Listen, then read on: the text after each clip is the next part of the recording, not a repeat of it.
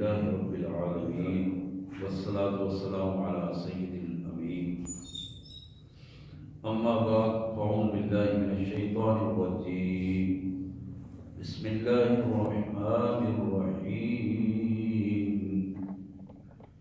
قد أفلح المؤمنون الذين هم في صلاتهم خاشعون والذين هم عن اللغو معرضون والذين هم للزكاة فاعلون والذين هم لفروجهم حافظون إلا على أزواجهم أو ما ملكت أيمانهم فإنهم غير ملومين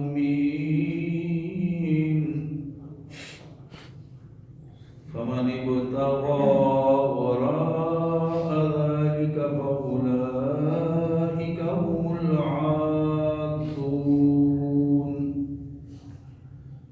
والذين هم لأماناتهم وعهدهم راعون والذين هم على صلاتهم يحافظون أولئك هم الوارثون الذين يرثون الفردوس هم فيها خالدون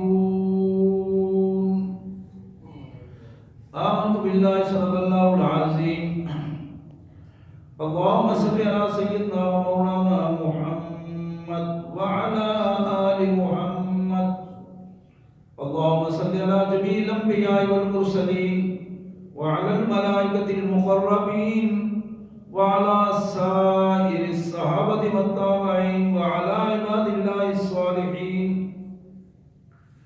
اللہ کے پاک کلام قرآن مجید میں یہ 18ویں پارے کی ابتدائی آیات ہیں. سورہ مومنین کی پہلی 11 آیات جو میں نے آپ کے سامنے تلاوت کی ہیں.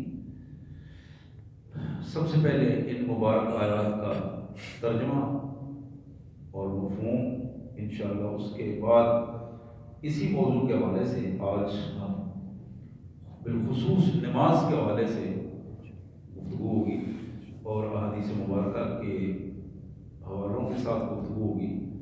اللہ سے دعا ہے اللہ تبارک و تعالیٰ ان عقائد، عبادات، معاملات اور اخلاقیات میں ہمیں اپنا فرمانبردار بندوں میں شامل فرمائے. بسم اللہ الرحمن الرحیم. اللہ کے مبارک نام سے جو بڑا مہربان، بہت زیادہ رحم کرنے والا ہے. قد افلح المؤمنون، جو سچے ایمان والے ہیں وہی کامیاب ہوں گے. سچے ایماندار لوگ کامیاب ہو گئے، ان کے لیے سرٹیفکیٹ ہے اللہ کا کامیابی کا. یہ کون ہے؟ ان کی پہلی صفت یہ ہے کہ الذین هم فی صلاتہم خاشعون. جو بندہ بھی سچا ایماندار ہے وہ اپنی نماز کو بڑی خشوع و خضوع سے ادا کرتا ہے. یہ وہ لوگ ہیں جو اپنی نمازوں میں اللہ کے ساتھ سچے رابطے میں ہوتے ہیں. والذین هم عن اللغو معرضون، اور جب یہ نماز پڑھ کے اپنے ماحول میں جاتے ہیں وہاں بےہودگی سے بچ کر رہتے ہیں. اپنے ماحول کی بےہودگیوں سے اپنے آپ کو بچا کے رکھتے ہیں. والذین هم للزکاۃ فاعلون، یہ جن کو اللہ نے کامیابی کا سرٹیفکیٹ دیا ہے یہ وہ لوگ ہیں جو اپنے مالوں کو اللہ کی امانت سمجھ کر اللہ کے راہ میں خرچ کرتے ہیں. یہ لوگ زکوٰۃ دینے والے، عملی طور پر زکوٰۃ دینے والے بن جاتے ہیں. والذین هم لفروجهم حافظون الا علی ازواجهم او ما ملکت ایمانهم فانهم غیر ملومین. اللہ کے سچے ایماندار اور لوگ جو کامیاب ہیں ان کی ایک صفت یہ ہے کہ وہ اپنی عزتوں کی حفاظت کرتے ہیں، اپنی شرمگاہوں کی حفاظت کرتے ہیں. وہ حیادار بندے ہوتے ہیں. اللہ نے انہیں ان کی بیویوں کے بارے میں اجازت دی ہے اور اس پر ان کا کوئی ملامت نہیں ہے. ان کی بیویاں اور اس وقت جو ان کے دائیں ہاتھ کی وہ خواتین جو لونڈیوں کی صورت میں آتی تھی ان کے حوالے سے اس وقت اجازت دی گئی تھی. فمن ابتغى وراء ذلك فأولئك هم العادون.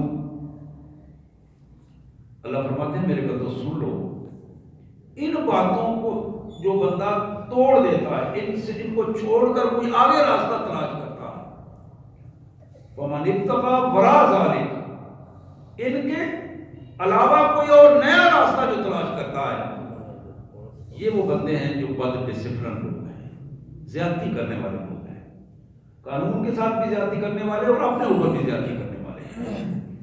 والذین هم لأماناتهم وعہدہم راعون.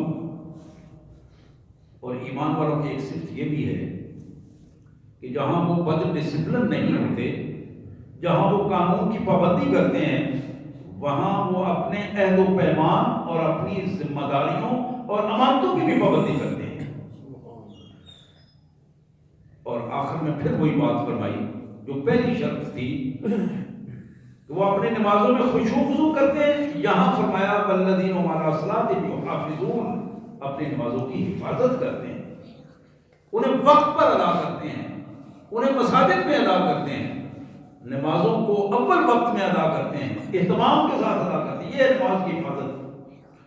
اولئک هم الوارثون. میرے بندو، یہ وہ میرے بندے ہیں جن کو میں نے جنت کا وارث بنا دیا ہے. وارث بنا الاٹ کی ہے ان کو اپنے جنت. دنیا میں ان کی تکلیفوں کے سبب ہم نے جنت ان کو الاٹ کر دی. اولئک هم الوارثون، یہ وارث ہوں گے. جس طرح باپ دادا کی وراثت ان کو مل رہی ہے اور وہ اسے اپنی سمجھتے ہیں، ملکیت سمجھتے ہیں، اسی طرح جنت ان کی ملکیت ہوگی، یہ وارث ہوں گے اس کی. الذین یرثون الفردوس.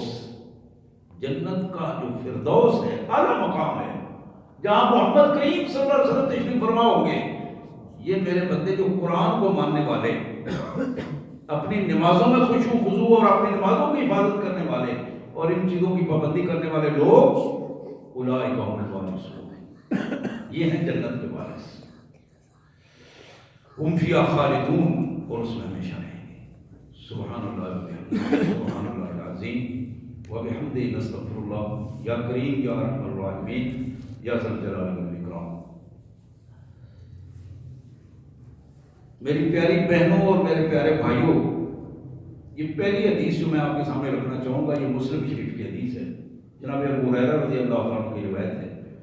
میرے آقا صلی اللہ علیہ وسلم کا فرمان، اور ہمارے لیے دل و جان سے وہ فرمان دل و جان سے عزیز ہے. جہاں محمد کریم صلی اللہ علیہ وسلم کے الفاظ آئے، مومن کے لیے وہ سب سے قیمتی مرحلہ ہے. اور یہ کتنی بڑی غنیمت ہے کہ آج میں اپنے اس گناہگار منہ سے وہ الفاظ نکال رہا ہوں جو میرے پیارے آقا صلی اللہ علیہ وسلم نے اپنی زبان مبارک سے نکالے تھے، اور آپ وہی الفاظ سن رہے ہیں. اس میں ذرا برابر بھی ادھر ادھر کی بات نہیں ہے. سچے الفاظ سچے پیغمبر صلی اللہ علیہ وسلم کی زبان مبارک سے نکلے ہوئے.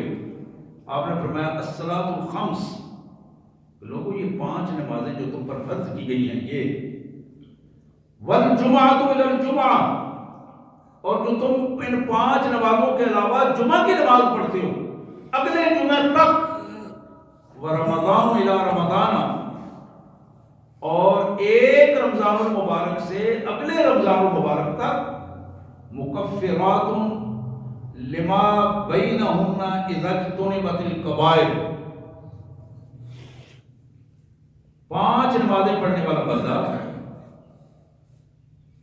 جمعہ ریگولر پڑھنے والا بندہ، اسے قضا نہ کرنے والا، نمازوں کو نہ چھوڑنے والا، رمضان المبارک کے روزے اور عبادات کو سر انجام دینے والا بندہ، اسے یہ معلوم ہونا چاہیے کہ اگر وہ ان دنوں میں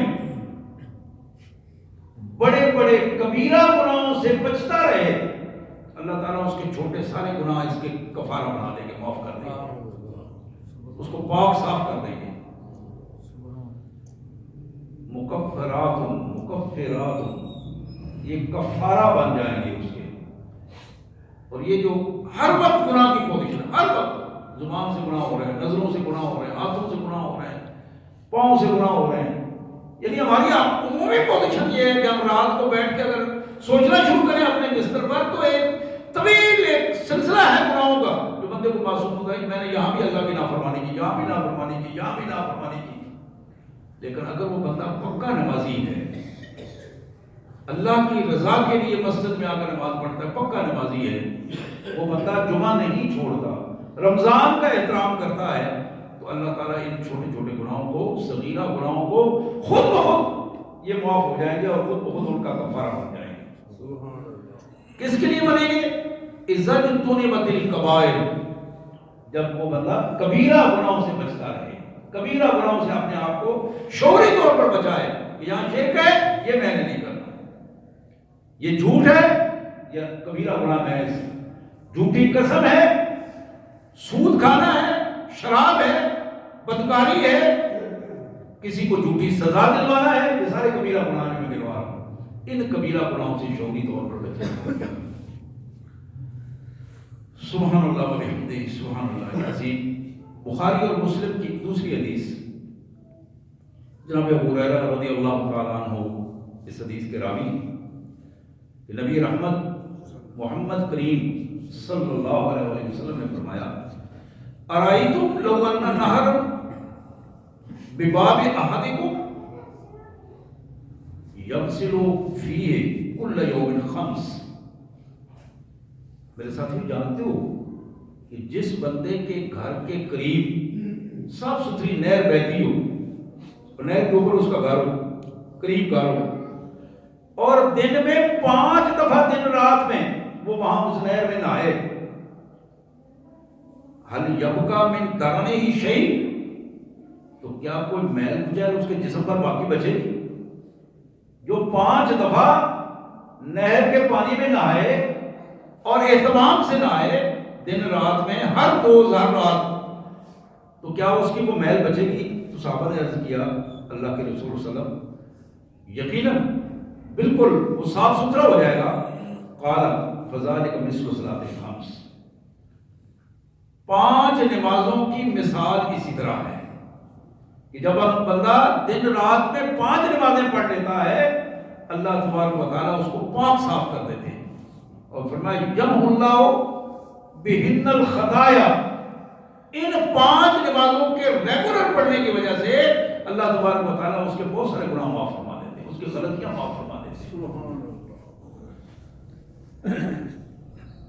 جناب عبداللہ بن مسعود رضی اللہ تعالی عنہ کی روایت، یہ بھی بخاری اور مسلم کی روایت ہے،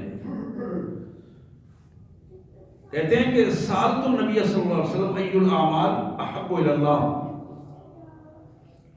میں نے اپنے پیارے حبیب نبی رحمت محمد کریم صلی اللہ علیہ وسلم سے عرض کیا اللہ کے رسول صلی اللہ علیہ وسلم ارشاد فرمائیے عملوں میں، اعمال میں سب سے بہترین عمل جو میرے اللہ کو سب سے زیادہ پسند ہے وہ کون سا ہے؟ احب یعنی بہت زیادہ پسندیدہ عمل. تو جناب عبداللہ کہتے ہیں قال الصلاۃ لوقتها، جس نماز کو اول وقت میں ادا کیا جائے، جہاں رسول اللہ صلی اللہ علیہ وسلم نے حکم دیا نماز کو، دوسری حدیث میں آتا ہے الصلاۃ فی اول وقتها، یہ بھی حدیث کے الفاظ ہیں.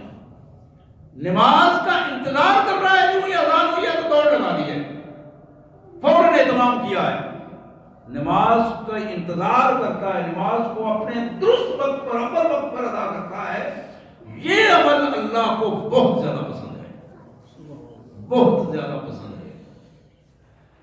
نماز کو اول وقت میں ادا کرنا اللہ کو بہت زیادہ پسند ہے.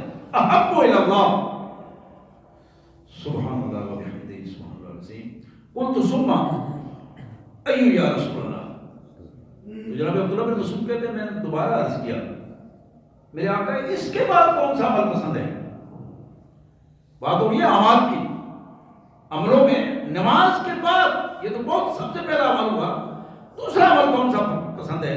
فرمایا بر الوالدین، اپنے والدین کے ساتھ حسن سلوک، حسن سلوک، اپنے رویوں کو تبدیل کر لے بندہ، رویوں کو تبدیل کرے. ایک دوسری حدیث میں آتا ہے کہ نبی رحمت صلی اللہ علیہ وسلم نے فرمایا کہ جب تمہارے والد تمہارے ساتھ چل رہے ہو تو ان کے پیچھے چلو. حدیث کے الفاظ برابر مت چلو, آگے مت پڑھ کے چلنے کی کوشش کرو.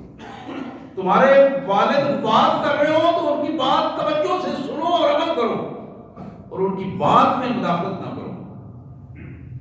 اپنے والد کے سامنے بات کرتے ہوئے نظروں کو جھکا کے بات کرو. احترام کی کیفیت اپنے مال کو اپنے والد پر خرچ کرتے ہوئے اپنے اندر ایک ملامت نہ محسوس کرو, خوشی محسوس کرو.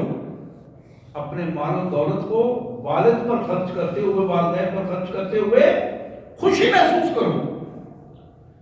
تو نبی رحمت صلی اللہ علیہ وسلم کی یہ ارشادات بالکل والدین, اللہ کو دوسرا جو بڑا عمل پوری زندگی کے اعمال میں جو دوسرا بڑا عمل پسند ہے وہ والدین کے ساتھ حسن سلوک ہے. والدین کے ساتھ حسن سلوک. قرآن نے اسے کیا کہا؟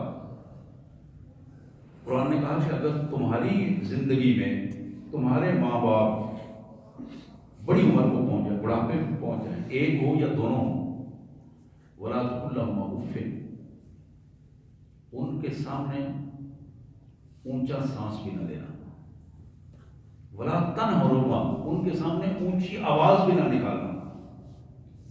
وَقُلْ لَهُمَا قَوْلًا كَرِيمًا, جب بھی بات کرنی ہے میٹھے انداز میں بات کرنی ہے, میٹھے انداز میں. حضرت یہ جناب عبداللہ کہتے ہیں کہ میں نے پہلی بات پوچھی تو آپ نے نماز کی بتائی, دوسری بات پوچھی تو پھر والدین کی بتائی, تو میں نے پھر تیسری بات پوچھ لی, قلت ثم یا رسول اللہ. تیسرے نمبر پر جب میں نے پوچھا تو آپ نے فرمایا الجہاد فی سبیل اللہ, اللہ کے راہ میں اپنی جان, مال, عزت, وقت قربان کر دینا, یہ اللہ کو تیسرے نمبر پر سب سے زیادہ اعمال میں پسندیدہ عمل ہے. قال حدثني بهن, میرے پیارے آقا صلی اللہ علیہ وسلم نے یہ تینوں چیزیں مجھے بتائیں. وَلَوْ اسْتَزَدْتُهُ لَزَادَنِي, اور مجھے یقین ہے کہ اگر میں اس سے زیادہ پوچھتا چلا جاتا تو میرے آقا اسی ترتیب سے مجھے بتاتے چلے جاتے. حضرات جہاد بہت بڑا عمل ہے, بہت بڑا عمل ہے. ایک قدم کے ساتھ 700 سے زیادہ نیکیاں ملتی ہیں. لیکن آپ نے اندازہ کیا کہ اللہ کے رسول صلی اللہ علیہ وسلم نے یہ جو 3 درجات بتائے ہیں, ان میں سب سے پہلا درجہ نماز کا ہے. اور نماز میں سستی کی جو پوزیشن ہے, میں نے پچھلے جمعے بھی شاید یہ عرض کی تھی, اس سے پہلے ایک حدیث مبارک بیان کی تھی کہ نماز میں سستی قبر کے عذاب کا باعث بنے گی مسلمان کے لیے. جو ہے نا, ابھی پڑھ لیتا ہوں, ابھی پڑھتا ہوں, بس تھوڑی دیر بعد پڑھ لیتا ہوں, اچھا مہمانوں کو مل لوں, یہ طرح دکان سے 2-4 کام چھٹا لوں, یہ ڈیوٹی کر لوں. نہیں, نماز کے حوالے سے ہمیں کانشیس رہنا چاہیے. اور سورہ مدثر میں مسلمانوں کے بارے میں جو جہنم میں چل رہے ہوں گے تو جنتی لوگ ان سے ایسے جان کے پوچھیں گے, اور تم تو روم میں ہی رہتے تھے, ہماری گلی محلے میں رہتے تھے, کہ تمہیں کیا ہو گیا, تم تو بڑے مسلمانی کے دعوے کیا کرتے تھے, کیا ہو گیا؟ وہ کیا کہیں گے؟ قالوا لم نکن من المصلین. یہ سچی بات یہ ہے کہ نمازوں میں سستی ہو جاتی تھی. قالوا لم نکن من المصلین, ہماری پہچان نمازی نہیں بن سکی, کسی مسجد میں ہمیں نمازی نہیں جانتے تھے کہ یہ بھی نمازی ہے. لم نکن من المصلین. حضرات نبی رحمت صلی اللہ علیہ وسلم کی یہ تیسری حدیث. چوتھی حدیث جو میں آپ کے سامنے رکھ رہا ہوں, مسند احمد کی یہ روایت جناب عبادہ بن صامت رضی اللہ تعالیٰ عنہ صحابی ہیں, وہ روایت کرتے ہیں نبی محترم صلی اللہ علیہ وسلم نے فرمایا 5 صلوات افترضهن اللہ تعالی من احسن وضوءهن وصلاهن لوقتهن ثم ركوعهن خشوعهن كان له على الله عهد ان يغفر له. نبی محترم صلی اللہ علیہ وسلم نے فرمایا اللہ نے تم پر 5 نمازیں فرض کی ہیں. جس شخص نے نماز سے پہلے من احسن وضوء، ان نمازوں کی ادائیگی سے پہلے اچھی طہارت حاصل کی، وضو کیا، اہتمام سے وضو کیا اور بڑے خوبصورت طریقے سے وضو کیا. یعنی یہ ایسے وہ چلتے پھرتے نہیں، اہتمام سے، صاف ستھرا توجہ سے. وضو سے پہلے آپ کو یہ بھی علم ہے کہ حضور صلی اللہ علیہ وسلم نے ارشاد فرمایا کہ وضو شروع کرنے سے پہلے بسم اللہ الرحمن الرحیم پڑھو، اور اگر بھول گئے ہو تو دوبارہ وضو شروع کرو، پھر بسم اللہ پڑھو، پھر شروع کرو. بسم اللہ پڑھنا اگر کوئی بندہ بھول گیا ہے تو وضو میں بسم اللہ کا پڑھنا یہ انتہائی لازم ہے. کھانے میں اگر بھول گیا تو وہی سے کھانا کھاتا رہے اور پڑھ لے بسم اللہ اول و آخر، لیکن وضو میں ایسا نہیں ہے. وضو کے لیے لازم ہے کہ دوبارہ وضو شروع کرے، بسم اللہ پڑھ کے پھر شروع کرے. اور اسی طرح وضو کو اہتمام سے کرنا، ایک ایک عضو کو صحیح دھونا، اہتمام سے کرنا، خاموشی سے کرنا، بسم اللہ پڑھ کے کرنا، خاموشی سے کرنا، اور پورے اہتمام سے ایک ایک چیز کو اہتمام سے دھونا. یہ وہ چیزیں ہیں جو احسن وضو کے ذمن میں آتی ہیں. اور پھر آخر میں وضو کی دعا پڑھنا، من احسن وضوءہن، ان نمازوں کے لیے جو بہترین وضو کرتا ہے، وصلاہن لوقتہن، اول وقت میں انہیں ادا کرتا ہے، بہترین وضو کرتا ہے، اول وقت میں نماز کو لیٹ نہیں کرتا، سستی کا شکار نہیں ہوتا. وتم رکوعہن خشوعہن، رکوع اور سجود کو ادا کرتے ہوئے مکمل ادائیگی کرتا ہے. یہ ایکسرسائز نہیں کرتا اوپر نیچے. ابھی ایسا ہوتا ہے کہ بعض اوقات رکوع میں پشت صحیح نہیں کی جاتی، اور جب کھڑے ہوتے ہیں تو کھڑا بھی پورا نہیں ہوا جاتا، اور پھر اسی طرح سجدے میں چلے جاتے ہیں. یہ بڑا ہی بدترین پہلو ہے جس کے بارے میں اللہ کے رسول صلی اللہ علیہ وسلم نے فرمایا کہ نماز لپیٹ کر اس کے منہ پہ ماری جائے گی. وَتَمَّ رَكُوعَهُنَّ، اس کا رکوع و سجود مکمل ہو. جہاں جہاں حدیث میں حضور سے پوچھا گیا تو آپ نے فرمایا کہ جب تم رکوع جاتے ہو تو پشت برابر ہو، رکوع سے کھڑے ہوتے ہو تو ہڈیاں اپنی جگہ پہ بالکل کھڑی ہو جائیں، اور سجدہ کرتے ہو تو سجدہ سمٹ کر نہیں، کھلے انداز میں سجدہ.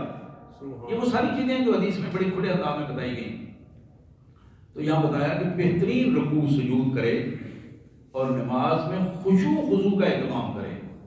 خشوع خضوع کیا ہے کہ نماز میں بالوں کو ٹھیک کرنا ہے، کپڑوں کو ٹھیک کرتا رہے، ادھر ادھر نظر گھماتا رہے. یہ وہ چیزیں ہیں جو جس کو حضور صلی اللہ علیہ وسلم نے نماز کا سرقہ کہا ہے، چوری کہا ہے، نماز کو تباہ کر دینے والی چیز ہے. جو خشوع و خضوع نہیں رہا، توجہ نہیں رہی، اللہ کے حضور حاضری کا حقیقی تصور نہیں رہا، تو پھر نماز کا کوئی فائدہ نہیں. نماز کی افادیت تب ہوگی جب آدمی یکسوئی سے اس حقیقی تصور کے ساتھ کہ میں اپنے اللہ کے حضور حاضر ہوں، میں اپنے اللہ کے حضور حاضر ہوں. تو نبی رحمت صلی اللہ علیہ وسلم نے فرمایا جو بندہ یہ کام کر لے، بہترین وضو کرے، اول وقت میں نماز ادا کرے، اور پھر رکوع سجود اور خشوع و خضوع سے کرے، کان لہ علی اللہ عہد ان یغفر لہ، اللہ نے اس کا ذمہ اپنے ذمہ لیا ہے کہ میں اس کو ضرور معاف کروں گا، میں اس کو گناہ معاف کروں گا، مغفرت کروں گا. یہ اللہ کے حضور وہ عہد ہے جو اللہ نے اپنے اس بندے کے لیے رکھا ہے کہ میں نے اپنے بندے کے لیے یہ وعدہ کیا ہے کہ میں اپنے ایسے بندے کو جو باقی چیزوں سے ترجیح دے کر میرے دربار میں حاضر ہوتا ہے، میں ایسے اپنے بندے کے گناہ ضرور معاف کروں گا، اس کو اپنے عہد میں لے لوں گا، اپنی حفاظت میں لوں گا. اور فرمایا وَمَن لَّمْ يَفْعَلْ فَلَيْسَ لَهُ عَلَى اللَّهِ عَهْدٌ، اور جو شخص یہ کام نہیں کرتا، یہ کام نہیں کرتا، نہ اچھا وضو کرتا ہے، نہ اچھی نماز پڑھتا ہے، پھر وضو بھی کر لیتا ہے ویسے چلتے پھرتے، نماز بھی اوپر نیچے ایکسرسائز کرتا رہتا ہے، رکوع سجود مکمل نہیں کرتا، خشوع خضوع پوری نہیں ہوتی، اور اسے پڑھتا بھی عموماً لیٹ پڑھتا ہے، یا اس طرح نماز کا اہتمام ہی نہیں کرتا، تو فرمایا اس کے لیے اللہ کی حفاظت، اللہ کا عہد موجود نہیں ہے.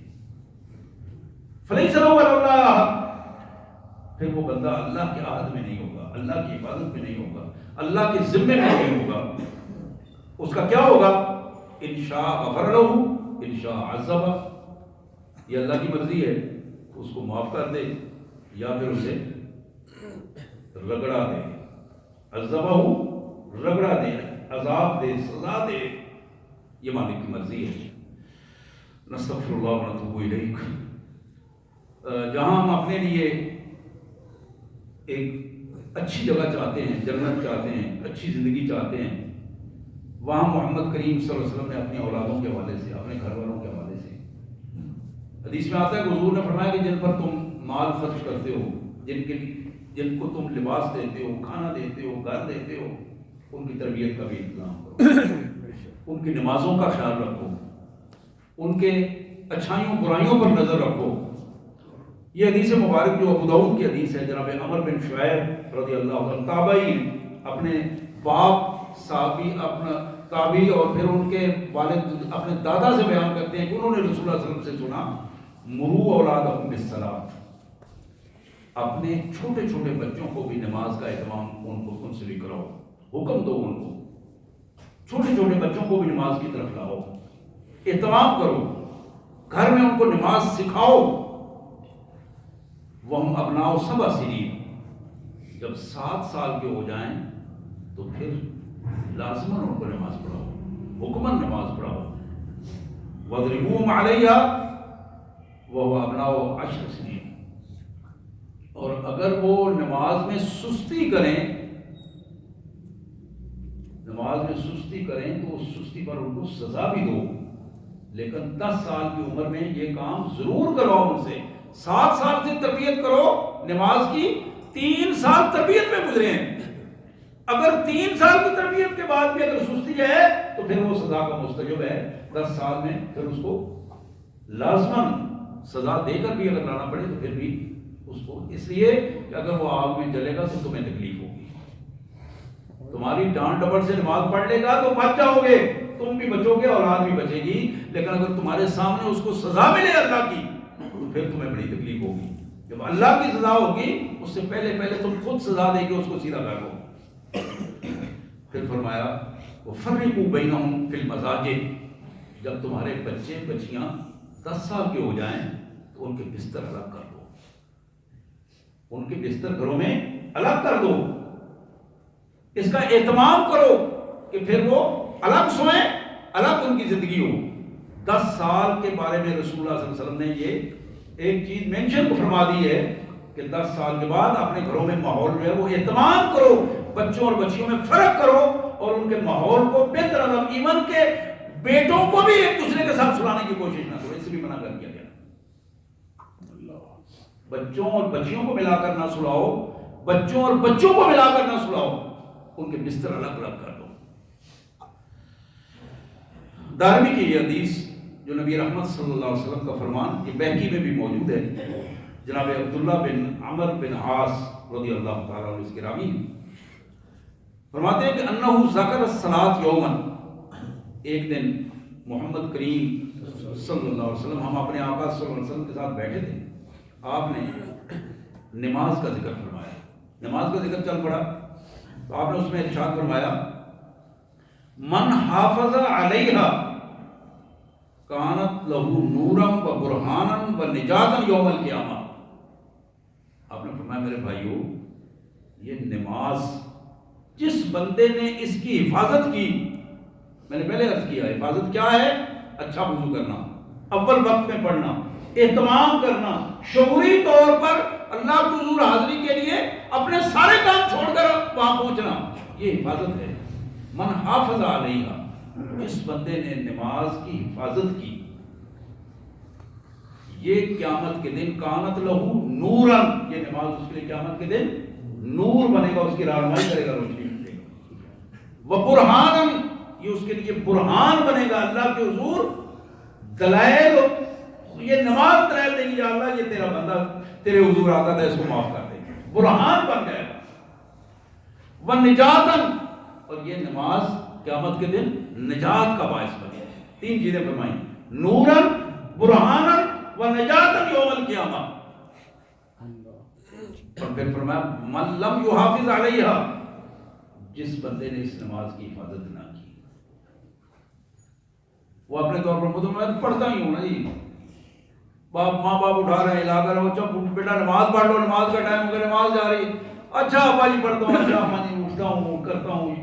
یعنی یہ ہوا کے چکر میں نماز قضا ہو گئی، اور جب قضا ہو گئی تو پھر اپنے آپ کو آگ کے حوالے کر دیا اس بندے نے.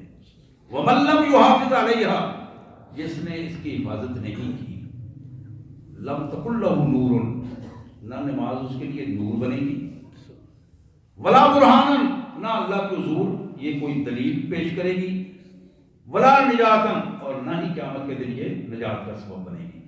وَكَانَ يَوْمَ الْقِيَامَةِ، اور قیامت کے دن یہ بے نماز جو اپنے آپ کو محمد رسول اللہ کا امتی کہتا ہے، تو اس کے بارے میں بات ہو رہی ہے، عام آدمی کی بات نہیں ہو رہی، یہ امت محمد صلی اللہ علیہ وسلم کی بات ہو رہی ہے. اللہ کے رسول صلی اللہ علیہ وسلم نے فرمایا وَكَانَ لَهُ يَوْمَ الْقِيَامَةِ، یہ بندہ کل قیامت کے دن جب اٹھے گا، مع قارون، اس کا حشر قارون کے ساتھ ہوگا، وفرعون، اس کا حشر فرعون کے ساتھ ہوگا، وحامان، اس کا حشر حامان کے ساتھ ہوگا، وابی بن خلف، اس کا حشر ابی بن خلف کے ساتھ ہوگا. میرے بھائیو یہ کسی وائز کی بات نہیں ہے یا کسی پیر مولوی کی بات نہیں ہے، یہ محمد رسول اللہ صلی اللہ علیہ وسلم کا ارشاد ہے جو دو ٹوک ہے، اور یہ اللہ کا فرمان ہے جس نے جو حشر کا مالک ہے. وہ بندہ جو نماز میں حفاظت نہیں کر رہا، مطلب یحافظ علیہ، جو بندہ حفاظت نہیں کرتا اپنی نماز کی، نہ اچھا وضو کرتا ہے، نہ وقت پہ نماز پڑھتا ہے، اور اس کی حفاظت نہیں کرتا، وقت بے وقت کر دیتا ہے، اور احساس اس کے دل میں نہیں ہے، تو نماز اس کے لیے نور بھی نہیں بنے گی، نماز اس کے لیے برہان بھی نہیں بنے گی، اور نجات بھی نہیں بنے گی قیامت کے دن. اور ذلت اور رسوائی کے ساتھ اس کا حشر قارون، فرعون، حامان اور ابی بن خلف کے ساتھ ہوگا. یہ رسول اللہ صلی اللہ علیہ وسلم کا فرمان ہے. یہ پیغام پہنچائیں اپنے گھروں میں، یہ حدیثیں سنائیں اپنے گھروں میں، اپنے بیوی بچوں کو سنائیں، اپنے رشتہ داروں کو سنائیں. میرے بھائیوں دن کو بیٹھے ہوئے اپنے دوستوں کو یہ حدیثیں سنائیں جن سے آپ محبت کرتے ہیں، پیار کرتے ہیں، جن کو بچانا چاہتے ہیں. اللہ کے پیارے رسول صلی اللہ علیہ وسلم کی یہ فرامین ان تک پہنچائیں تاکہ وہ اس زندگی میں، یہ تھوڑی سی زندگی میں اپنے آپ کو محفوظ کر سکیں. حضرات یہ آخری حدیث ہے جو میں اس حوالے سے پیش کر رہا ہوں، مسلم شریف کی حدیث ہے. عبداللہ بن مسعود رضی اللہ تعالیٰ عنہ کی یہ بیان کرتا حدیث بڑی اہم حدیث ہے اور کمال کی حدیث ہے. محمد کریم صلی اللہ علیہ وسلم کے حوالے سے کہ بندے کے یہ چھوٹے موٹے گناہ ہوتے ہیں، بعض اوقات بندہ بد اخلاقی والے گناہ بھی کر جاتا ہے، بہت آگے تک نکل جاتا ہے، انسانی پوزیشن اسی طرح کی ہے. لیکن اس حدیث کو سنیے اور پھر اندازہ کیجئے کہ یہ نماز کتنی بڑی رحمت ہے، کتنی بڑی رحمت ہے کہ ایسے گناہوں کو ڈھانپ لیتی ہے. جناب عبداللہ کہتے ہیں کہ جا رجل الی النبی صلی اللہ علیہ وسلم فقال یا رسول اللہ انی عالجت امرأة فی اقصى المدینہ وانی اصبت منها ما دون ان امسها. بندہ آیا، رسول اللہ صلی اللہ علیہ وسلم تشریف فرما تھے، محفل میں ہم سارے بیٹھے ہوئے تھے، وہ بڑا پریشان ہے. اس نے آ کے کھلے الفاظ میں یہ عرض کی حضور صلی اللہ علیہ وسلم گناہ ہو گیا ہے، میرے آقا گناہ ہو گیا ہے، میں بڑا مجرم ہوں. مدینہ طیبہ کے باہر میں تھا تو وہاں سوائے اس کے کہ میں اپنے آپ کو بدکاری کے گناہ میں مبتلا کرتا، باقی میں نے سب کچھ کیا ہے. بدکاری کے علاوہ، عملاً بدکاری کے علاوہ میں ایک عورت سے ملا ہوں اور میں نے سب کچھ کیا لیکن بدکاری نہیں کی، باقی چھوٹا موٹا جو گناہ تھا میں کر چکا ہوں. اور آگے کے الفاظ کیا ہیں؟ فَأَنَا هَذَا فَقْزِ فِيهَا، میں مجرم کی حیثیت سے حاضر ہوں، آپ جو فیصلہ کریں گے میں قبول کروں گا. وہ اندر ایک آہت تھی نا گناہ کے بعد، گناہ ہو گیا، جرم ہو گیا. ہمارے معاشرے میں پتہ نہیں کتنے لوگوں سے یہ کچھ اس انداز میں روز مرہ کی یہ کہانیاں ہیں. جرم ہو گیا اور سکون نہیں آ رہا، آ کے رسول اللہ صلی اللہ علیہ وسلم کے پاس بڑی محفل میں اس نے اپنا جرم بیان کر دیا. اب پھر اس نے پیش کر کے یہ پوچھتا ہے کہ اللہ کے رسول میرے حکم فرمائیے میرے بارے میں، یعنی حد لگائیے، میں کوڑے جو کچھ سزا ہوگی میں سہنے کے لیے تیار ہوں، مجھے پاک کر دیجیے۔ اب اس کی یہ بات سنی، فقال له عمر، محفل میں جناب عمر بھی بیٹھے تھے، انہوں نے عرض کیا، انہوں نے فرمایا کہ سترک اللہ لو استرت علی نفسک، وہ اللہ کے بندے، اللہ نے جو تمہارے اوپر اس تمہارے عیب کو چھپایا تھا تو کاش تم بھی اپنے عیب کو چھپا کے اللہ سے معافی مانگ لیتے۔ اس بڑی محفل میں آ کر تم نے اپنے جرم کو بیان کیا ہے،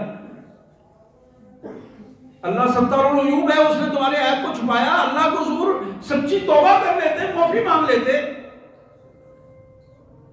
قال ولم يرد النبی صلی اللہ علیہ وسلم علیہ شیء، رسول اللہ صلی اللہ علیہ وسلم یہ پوری بات سن رہے تھے، آپ نے اس کو کوئی جواب نہ دیا، نہ اس کا جواب دیا نہ حضرت عمر کا جواب دیا، دونوں کی کوئی بات کا جواب نہیں دیا۔ وقام الرجل فانطلق، بندہ اٹھا، اٹھ کے چل پڑا۔ فاتبعه النبی صلی اللہ علیہ وسلم رجلا فدعاه وتلا علیہ هذه الآیہ، جب وہ بندہ چل پڑا تو حضور صلی اللہ علیہ وسلم نے ایک آدمی کو اشارہ کیا کہ اس کو بلا کے لاؤ، آگے نکل گیا تھا، دوڑا بندہ پیچھے، اس نے بلا کے لایا تو میرے آقا صلی اللہ علیہ وسلم نے فرمایا، یہ آیت قرآن کی تلاوت کی، وَأَقِمِ الصَّلَاةَ طَرَفَيَ النَّهَارِ وَزُلَفًا مِّنَ اللَّيْلِ إِنَّ الْحَسَنَاتِ يُذْهِبْنَ السَّيِّئَاتِ ذَلِكَ ذِكْرًا لِلذَّاكِرِينَ، کہ اللہ کے بندے جاؤ اپنی نماز کی حفاظت کرو، صبح کی نماز پڑھو، راتوں کی نمازیں پڑھو، پانچوں نمازیں پڑھو، راتوں کو اٹھ کر نمازیں پڑھا کرو، تمہاری نیکیاں تمہارے گناہوں کو معاف کروا دیں گی۔ جتنا اپنے رب کے قریب ہو جاؤ گے نماز کی صورت میں، اللہ تعالیٰ اسی تمہارے گناہوں کو معاف فرما دیں گے۔ اللہ کے رسول صلی اللہ علیہ وسلم نے فرمایا کہ اللہ فرماتے ہیں کہ جو نصیحت حاصل کرنا چاہے اس کے لیے یہ بڑی نصیحت ہے۔ نیکی برائی کو ختم کر دیتی ہے، نیکی برائی کو ختم کر دیتی ہے اور بندے کے اندر قوت احساس پیدا کرتی ہے۔ فقال رجل من القوم، تو بیٹھے ہوئے ایک آدمی نے عرض کیا، یا نبی اللہ ھذا لہ خاصہ، میرے آقا یہ جو اس بندے کو آپ نے بتایا کیا صرف اس بندے کے لیے ہی ہے؟ آپ نے فقالا بل للناس قافہ، بلکہ آپ نے فرمایا یہ میری ساری امت کے لیے ہے، جس سے بھی غلطی ہو جائے وہ اپنے اللہ کے حضور آ کے نماز پڑھے، روئے، اللہ تعالیٰ اسے معاف فرما دے گی۔ میرے پیارے بھائیوں، نماز میں اخلاص پیدا ہونا ہے، اپنے اندر اخلاص پیدا کیجیے۔ میں اپنی بہنوں سے بھی درخواست کروں گا، اخلاص پیدا کیجیے۔ پھر نماز کے اوقات کا خیال رکھیں، سستی نہ کریں، اول وقت میں، پہلے وقت میں پورے اہتمام کے ساتھ، اچھی طہارت کے ساتھ، اور پھر باقاعدگی، یہ نہیں کہ 4 دن نماز پڑھی اور اگلے دن چھوڑ دی، باقاعدگی، ریگولرٹی اس میں پیدا کریں، نماز میں خشوع خضوع پیدا کریں اور نماز کو اچھے تعدیل ارکان کے ساتھ ادا کریں۔ اللہ میں اس کی توفیق عطا فرمائے۔ واخر دعوانا الحمدللہ رب العالمین۔